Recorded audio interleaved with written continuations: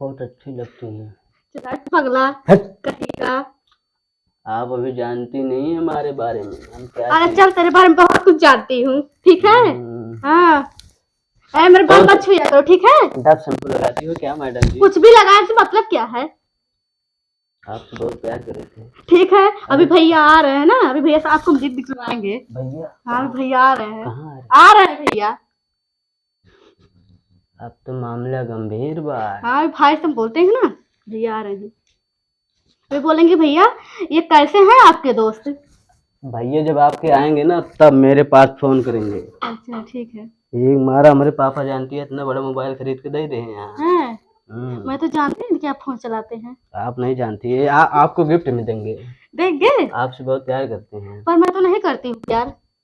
जहर खा के मर जाए, जहर खा के मर जाए, मर जाए जहर खा के।